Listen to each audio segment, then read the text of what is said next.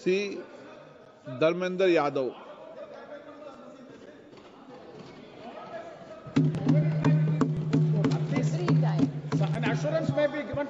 धन्यवाद सभापति। माननीय अध्यक्ष जी, मैं समझता हूं इस बजट के अंदर देश के जो सबसे ज्यादा आबादी, जिनका जीवन 60% से ज्यादा खेती और किसानी पर निर्भर है, उस मंत्रालय की चर्चा में आपने मुझे बोलने का मौका दिया। अध्यक्ष जी, आपका बहुत बहुत आभार व्यक्त करते हैं। अध्यक्ष जी, आपके माध्यम से हम आभार व्यक्त करना चाहते हैं अपने राष्ट्रीय अध्यक्ष आदरणीय अखिलेश यादव जी का भी, जिन्होंने पार्टी की ओर से मुझे यहां पर किसानों के मुद्दे पर अपनी बात को कहने का मौका दिया। अध्यक्ष जी, राष्ट्रपिता महात्मा गांधी जी कहते थे कि भारत की आत्मा गांव में बसती है, और भारत की आत्मा जब गांव में बसती है तो गांव की तरक्की और खुशहाली के बिना देश की तरक्की संभव नहीं है। श्रद्धेय नेताजी ने हमेशा कहा कि भारत की तरक्की और विकास का रास्ता अगर कहीं से निकलता है तो खेतों और खलिहानों से निकलता है। अर्थव्यवस्था के बहुत बड़े बड़े विद्वान इस सदन में मौजूद हैं।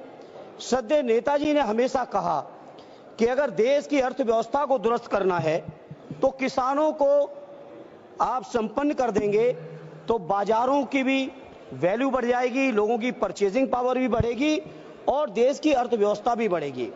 सभापति जी, माननीय वित्त मंत्री जी द्वारा जब बजट पेश किया गया तो माननीय अध्यक्ष जी, तो लगातार ये कहा गया अब तक का सबसे बड़ा बजट है, 50 लाख करोड़ से ज्यादा का बजट है।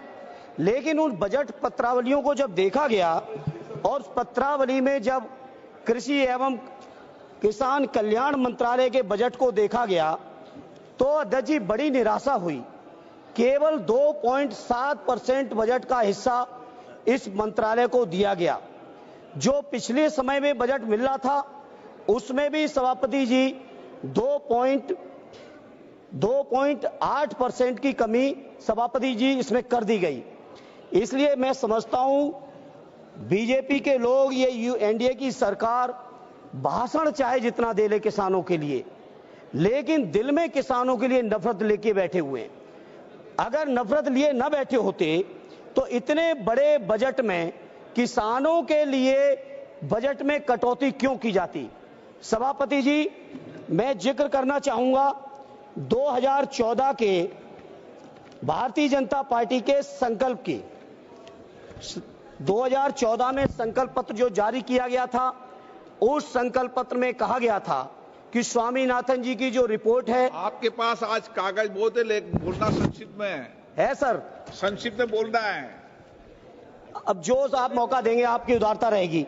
सभापति जी, 2014 के संकल्प पत्र में कहा गया कि स्वामीनाथन जी की सिफारिश के अनुरूप जो किसानों की लागत है, जिसमें लागत में श्रद्धेय नेताजी कहते थे और उसी बात को स्वामीनाथन जी ने भी कहा, किसान की अपनी मेहनत, अपने परिवार की मेहनत, उनके जो पशुओं की मेहनत, खेती की जो वैल्यू है उस वैल्यू का जो मार्केट में ब्याज होना चाहिए, सारी की सारी चीजों को अगर मिला लें, जिसको स्वामीनाथन जी ने फार्मूला दिया था C2 का, C2 प्लस 50%, माने लागत का 1.5 गुना समर्थन मूल्य।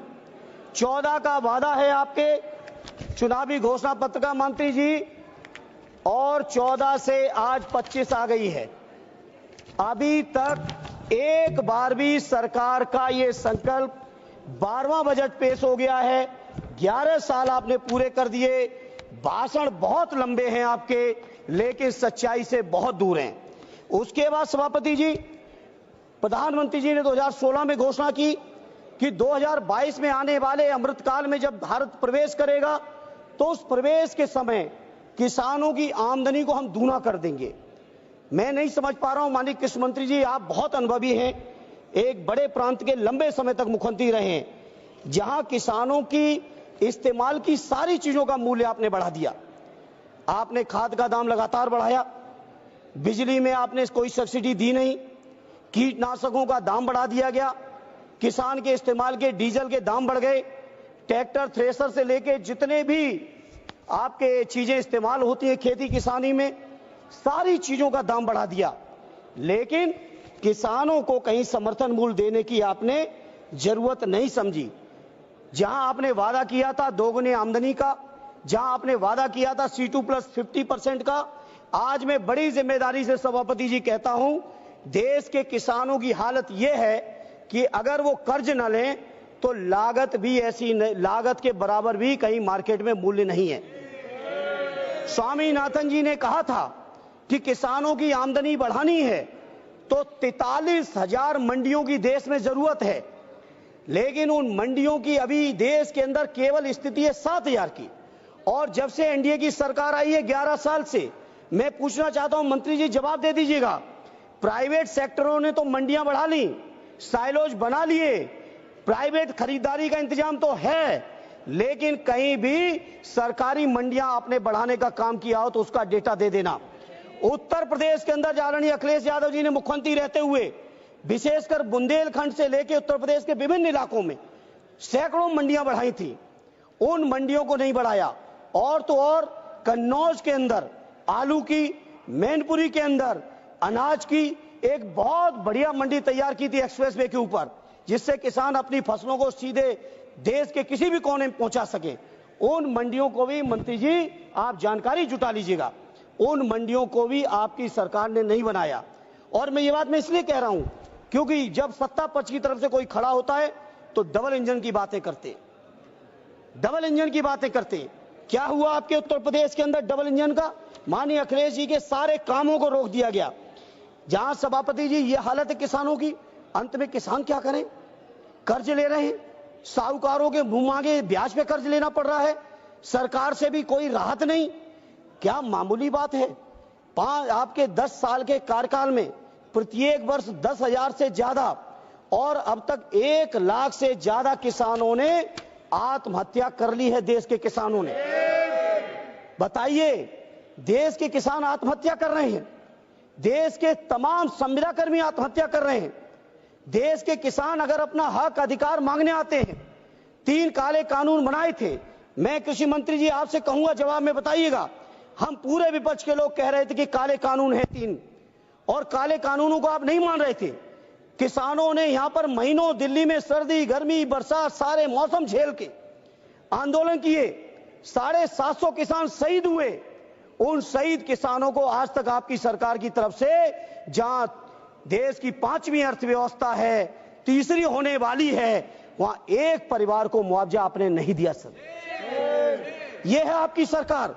यह डंका बज रहा होगा किसी बड़े बड़े लोगों के लिए, कुछ चुनिंदा उद्योगपतियों के लिए बज रहा होगा डंका, लेकिन देश के किसानों की जो बर्बादी है वो छुपी नहीं है। सभापति जी, इसलिए सभापति जी मैं आपसे कहना चाहता हूं, जहां देश के अंदर पूंजीपतियों का 16 लाख करोड़ से ज्यादा कर्ज आपने माफ किया है, 16 लाख करोड़ से ज्यादा देश की बैंकों ने पूंजीपतियों का, बड़े बड़े पूंजीपतियों का, जिसमें चुनिंदा होंगे, हम किसी का नाम नहीं कोट करेंगे, पूरा देश जानता है, लेकिन किसानों के कर्ज की माफी की बात आती है तो सरकार एकदम चुप बैठ जाती है। यही आपका किसानों के प्रति प्रेम है।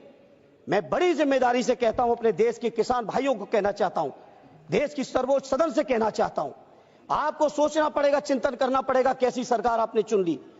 कितना प्रधानमंत्री जी के नाम पे झूठी बातों को आप विश्वास कराओगे लोगों को?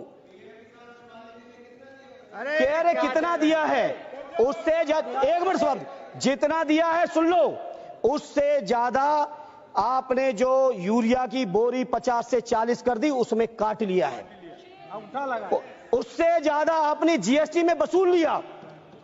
आप बताओ ट्रैक्टर पे कितना जीएसटी है, यूरिया पे कितनी जीएसटी है, कीटनाशकों पे कितनी जीएसटी है? जीएसटी के माध्यम से आपने वसूल लिया है। एक हाथ से 1 रुपया देते हो, दूसरे हाथ से 10 रुपए खींच लेते हो किसानों से। किसान सुन रहे हैं देश के, इसलिए मैं सभापति जी कहना चाहता हूं, आज किसान मजबूर है।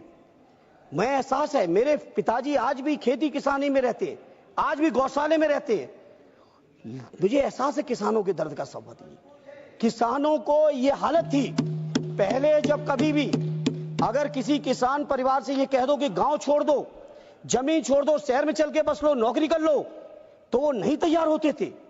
और आज सभापति जी किसान इतना मजबूर हो गया है कि खेती छोड़ के शहरों में रिक्शा चलाने को तैयार है, शहरों में आपके मजदूरी करने को तैयार है, कोई भी काम करने को तैयार है, अब किसानों ने समझ लिया है कि उनका और उनके बच्चों का भविष्य अब खेती में नहीं रहा।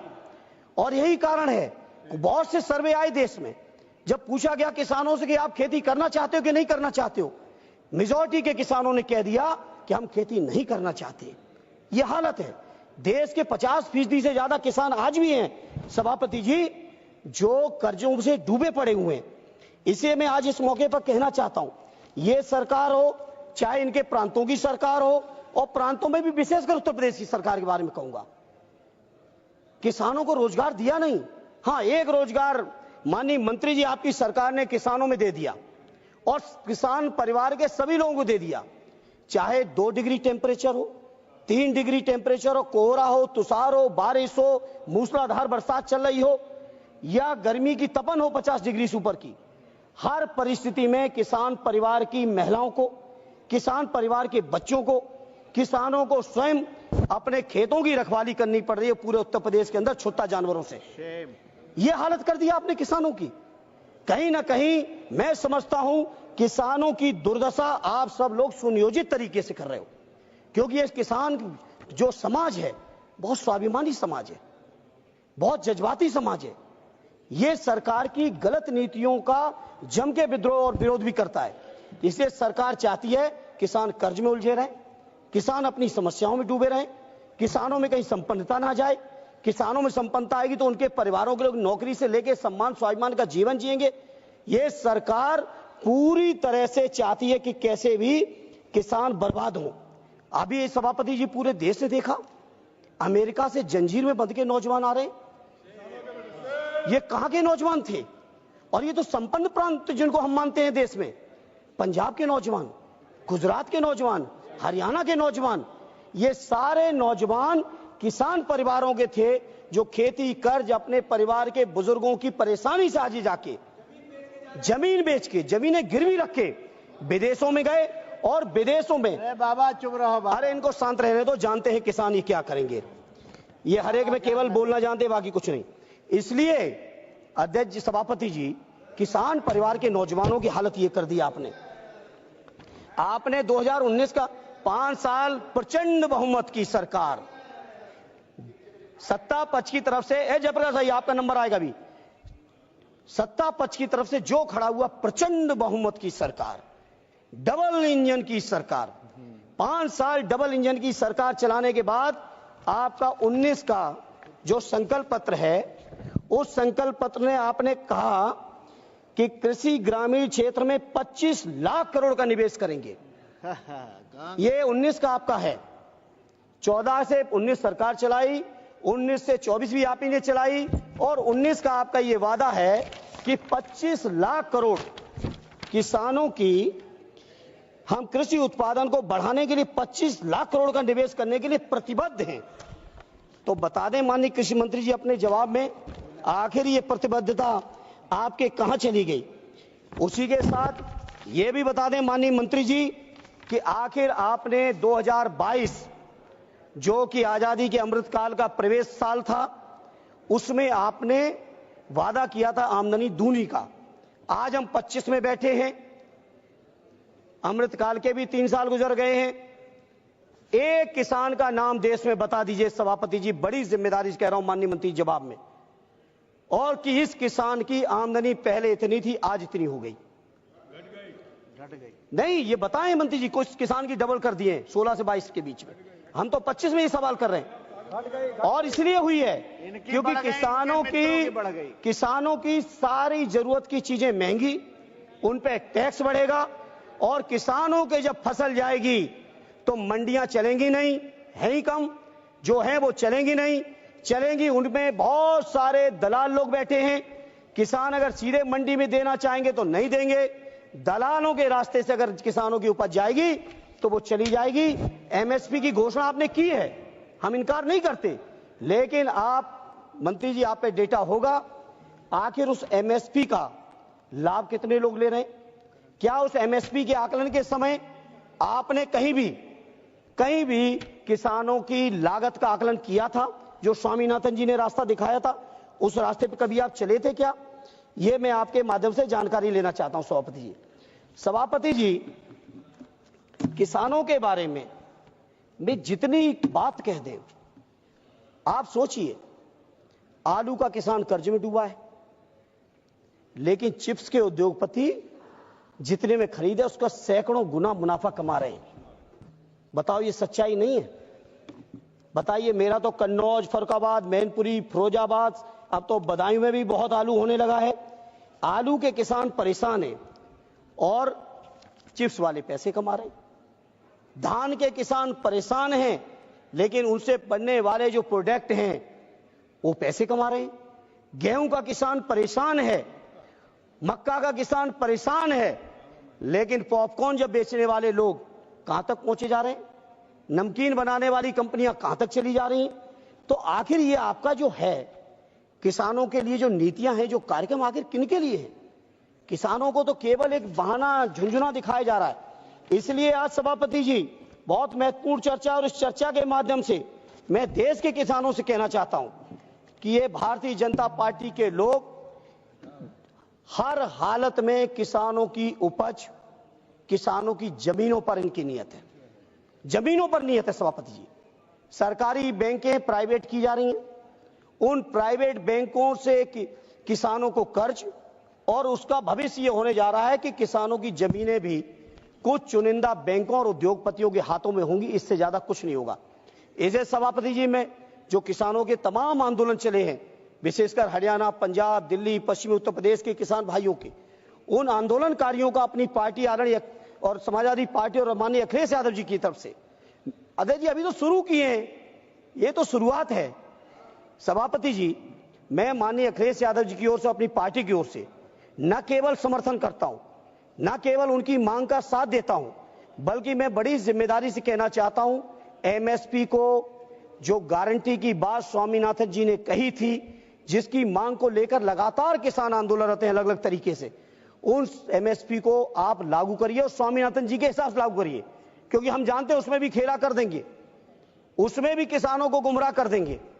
क्योंकि आप देखिए, किसानों का बजट आपने डाउन कर दिया, जहां देश का बजट बढ़ रहा है, किसानों का बजट क्यों कम कर दिया मंत्री जी? अब मंत्री जी किसानों की को नहीं चाहते कि मंत्री जी को नहीं चाहते हैं सरकार में बैठे लोग, ये तो यही लोग जाने, लेकिन किसानों की कर्ज माफी हो। जी, ये स्वामीनाथन आयोग का रिपोर्ट कब आया, कब बनाया, किसने बनाया जी? स्वामीनाथन आयोग जो बना, हाँ, कब बनाया और कितना साल हो गया, थोड़ा वो भी बता दीजिए।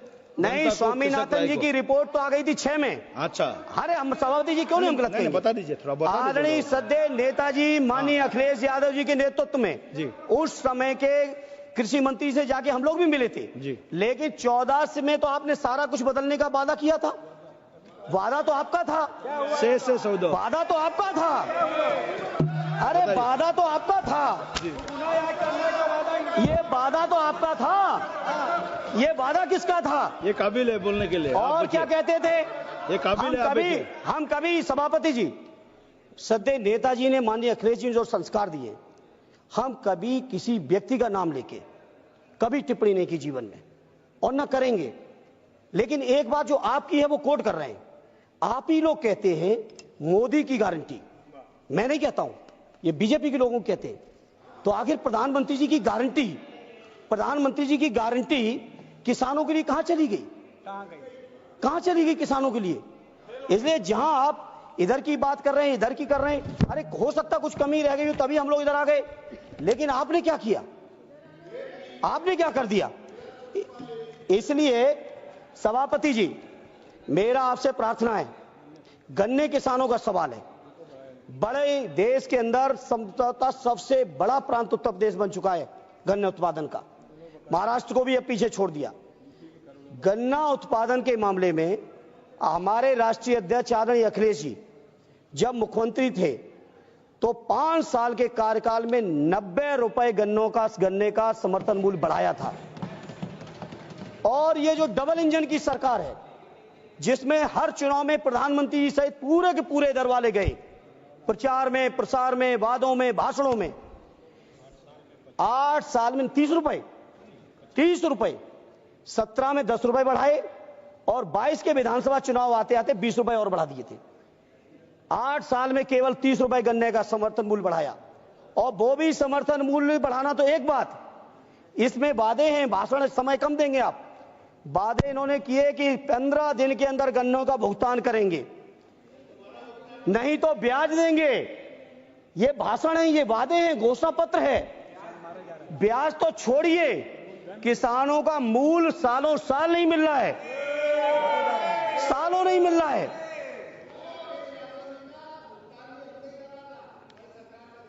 अरे जब खजाना तुम पे पहुंच गया, भुगतान कौन करेगा? ये कौन सी बात होती है? वित्तीय वर्ष खत्म हो गया था भाई, 15 मार्च को जब कार्यकाल खत्म हुआ तो भुगतान कौन करेगा? और भुगतान क्या कोई एहसान किया, किसी और का किया? किसानों का गन्ना था, किसानों का गन्ना था, उसका भुगतान आपने कर दिया। इधर सभापति जी, उत्तर प्रदेश का तो विशेषकर और कई प्रांतों के साथियों से बात हुई, अन्य प्रांतों में भी सबसे ज्यादा दिक्कत जो आज है किसानों को, सभापति जी सुन लें, छुट्टा जानवर। मेरी प्रार्थना है कृषि मंत्री जी, किसानों की उपज की जब तक वो बाजार में बिक नहीं जाता है, पूरा का पूरा परिवार सर्दी, गर्मी, बरसात, लू, बारिश, हर परिस्थिति में किसानों के परिवार खेतों में पड़े हैं, उनका जीवन नरक हो गया है। इसलिए सभापति जी, आपके माध्यम से मंत्री जी से, सरकार से कहूंगा, एक स्थायी और ढंग से इंतजाम निकालिए। प्रधानमंत्री जी के आप चुनावी भाषण सुनिए, और पता नहीं सरकार में बैठे लोग क्या है कि प्रधानमंत्री जी की भी नहीं सुनना चाहते, प्रधानमंत्री की भी नहीं सुनना चाहते, प्रधानमंत्री की भी नहीं सुनना चाहते आप लोग। केवल धर्म के नाम पर मंदिर, मस्जिद, हिंदू मुसलमान नफरत फैला के, आपको अगर लग रहा है, केवल लग रहा है कि इस तरह से जनता का विश्वास जीत लोगे, तो देश का जनमानस, देश का किसान जाग चुका है। इससे मेरी प्रार्थना है, बहुत महत्वपूर्ण क्षेत्र है, बेरोजगारी का आलम पूरा देश जानता है। आज भी खेती, हमारा क्षेत्र ऐसा है, 60% से ज्यादा लोगों को रोजगार दे रहा है। आखिर वो रोजगार देने वालों को मानते, आज अगर कृषि मंत्री जी 60% रोजगार मिल रहा है तो 30% ही ले आते बजट। कृषि अनुसंधान पे आपने कम कर दिया बजट, कृषि बजट आपने कम कर दिया, जीएसटी आपने बढ़ा दी। तमाम तरीके के किसानों के सामने जो चुनौती है, कहीं आपका मंडी का चैन बन नहीं रहा है, कोल्ड स्टोर का चैन बन नहीं रहा है, मार्केट कहीं बन नहीं रहा है, सिंचाई का कहीं इंतजाम है नहीं। तो ऐसी तमाम चीजें हैं सभापति जी, जिनको मंत्री जी को और सरकार को सोचना चाहिए, और नहीं सोचेंगे तो सभापति जी, मैं आपको कहना चाहता हूं कि देश के किसान परिवार में बैठे नौजवान बहुत जागरूक हैं, और आने वाले समय में अपने अपने तरीके से लोग जवाब देंगे आपको। इधर सभापति जी, किसानों की तरफ से मैं एक बात कहते हुए अपनी बात को खत्म करूंगा, क्योंकि आपकी भी घंटी हम बार बार नहीं सुनना चाहते, और भी हमारे साथी बोलने को पीछे हैं। बीजेपी के लोगों को लगता है किसानों की स्थिति बहुत अच्छी है। सच्चाई यह है, कृषि विकास दर से लेके, कर्ज से लेके, आत्महत्याओं से लेके, उनके ब्याज से लेके, मंडी से लेके, जीएसटी से लेके, उनके ऊपर मुकदमों से लेके, आप सोचो कि पंजाब के किसान चलते तो हरियाणा सरकार रोक देती है, कोई मामूली बात है? अंतरराज्यीय सीमा तो है, कोई अंतर प्रदेश देशी सीमा तो है नहीं। अंतरराज्यीय सीमाओं में रोक दे रहे लोग, 750 यहां मर गए, इनका कोई कार्रवाई नहीं, शहीदों का दर्जा नहीं, कोई मुआवजा नहीं। इसलिए मैं इन किसानों की भी समर्थन की मांग करते हुए, वो समर्थन करते हुए अपनी पार्टी की ओर से एक बात केवल सभापति जी, एक बात मैं कहूंगा कि हर हाल में ये किसानों को गुमराह कर रहे हैं। मैंने कई रिपोर्ट्स पढ़ ली, टाइम नहीं है बताने का। गुमराह करते हैं कि किसानों का कर्ज माफ करेंगे तो सरकार पे इतना खजाने पे बोझ आएगा। ज्यादा बड़ा बोझ भी नहीं आना है, ज्यादा बड़ा बोझ नहीं आएगा अगर सरकार करना चाहे तो। इसे मैं सरकार से कहूंगा, किसानों का कर्ज माफ कर दो, और भविष्य में किसान कर्ज ना उन पे चढ़े, उसके लिए भविष्य में कर्ज ना चढ़े, उनकी लागत का 1.5 गुना समर्थन मूल्य कर दो, तो किसानों का भी लाभकारी सौदा हो जाएगा। बस एक बात सभापति जी कहते हुए एक लाइन कहूंगा, जवाब दिए, एक मिनट जयप्रकाश जी। अदम गौड़वी साहब हमारे गोंडा के एकदम गांव में बैठे हुए कवि रहे, उन्होंने इस सरकार के लिए उनकी कही हुई एक कविता बड़ी फिट बैठ रही, बस, तुम्हारी फाइलों में गांव का मौसम गुलाबी है, क्या बात, तुम्हारी फाइलों में गांव का मौसम गुलाबी है, मगर ये आंकड़े झूठे और वादा किताबी है। तुम्हारी मेज चांदी, तुम्हारे जाम सोने के, लेकिन किसान के घर में आज भी फूटी रकाबी है। ठीक है, जयप्रकाश जी, ये है किसानों की हालत माननीय मंत्री जी। आपका टाइम इसलिए धन्यवाद सभापति महोदय। नहीं, आप शुरू कीजिए। धन्यवाद सभापति महोदय।